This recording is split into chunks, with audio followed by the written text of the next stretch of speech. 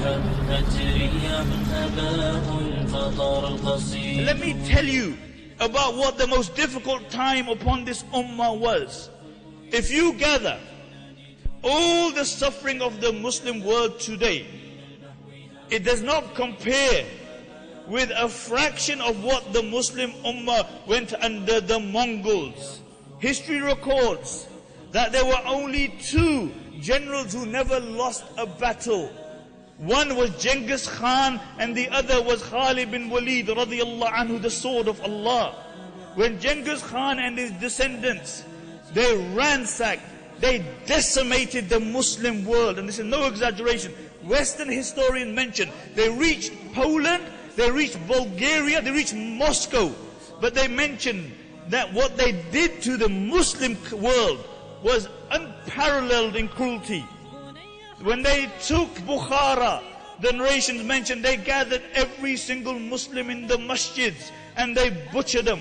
When they took Samarkand, they gathered the Muslims outside Samarkand, and then every single Muslim was butchered, and then they cut off their heads and they made pyramids out of their heads. When they took Burgan, Juwaini, the famous historian, mentions that there were 50,000 Mongol soldiers. Each one had been given 24 Muslims to execute. And then after that, they marched upon where? They marched upon the Muslim Caliphate, Baghdad. Baghdad was the most beautiful city in the Muslim world, if not the most beautiful city in the world. Musta'sim was the Caliph. And when Hulugu reached the outskirts of Baghdad, Musta'sim consulted his advisors, and they said the best thing is that you go and ask for terms. And Hulugu has made it clear, he said, if you are going to come out, don't come out by yourself. Bring your advisors with you, bring your ulama with you. So Musta'sim came out with 700 men, and Hulugu only allowed 18 to enter into the tent. And they took the rest.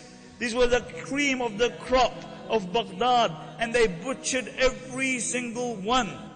And now Musta'sim is standing in the court of the Mongol prince. And the same Musta'sim, people would come to his court. He would rebuke, he would chastise. He's shaking in front of Hulugu, and then Hulugu mentions that I'm going to keep you alive for a while. And the reason that they kept him alive is that they wanted him to go back into Baghdad and tell his men to put their weapons down. So they took him back to Baghdad.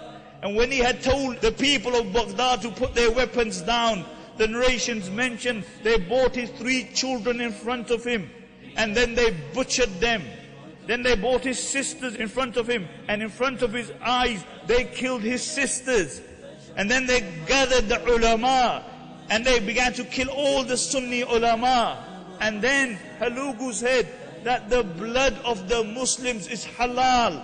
For the next 40 days, they unrelentingly butchered the Muslims for 40 days. In those days, you didn't have machine guns.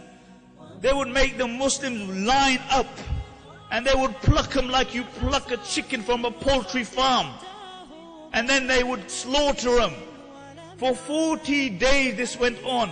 The Muslims were so petrified. The narrations mention that a Mongol woman would enter into a Muslim home and she would kill every single individual, and nobody would fight her back. A Mongol woman would tell a group of Muslim men, don't move from here. And they wouldn't move from there. And she would go home and she would bring a sword and she would butcher every single one. Narration mentioned that one Mongol would kill 40 children after killing their mothers. The entire population of Baghdad was close to the entire population of Birmingham. And half of the population was destroyed. And after 40 days, Hulugu came into Baghdad and he gave an order that this killing should be stopped. And many of the Muslims had dug graves, and they were hiding in these graves. Many ate dogs, cats, even corpses to survive. This was the situation. And then Halugu said to Mustasim, he said, bring me your wealth.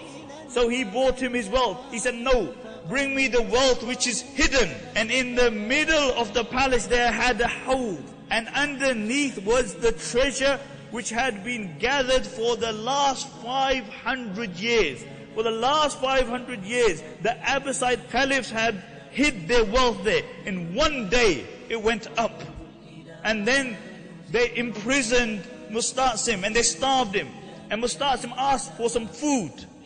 And Halugu sent him a platter with gold upon it. And he said, what am I going to do with this gold? He sent it back. And then Halugu went to him. And look at this. This is a non-Muslim. He's telling the Muslim king. He said, if you can't eat it, then why did you hoard it for? If you couldn't eat it, why did you hoard it for? Why did you give it to your men? So they were ready to die for you. And then he took him and he showed him the big gates of Baghdad. He said, what good are these big metal gates when there is no men to defend them? Why didn't you break these gates and make lances out of them and give them to your men?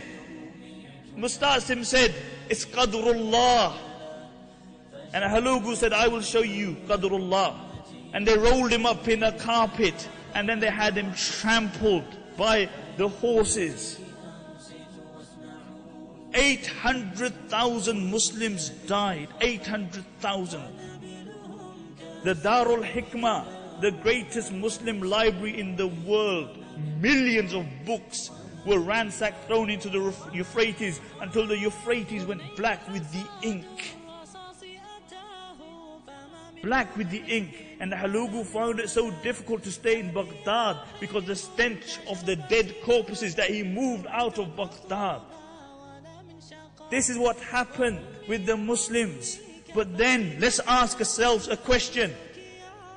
How was it possible that in a period of 80 years, the same barbaric Mongols became Muslims? They became ambassadors.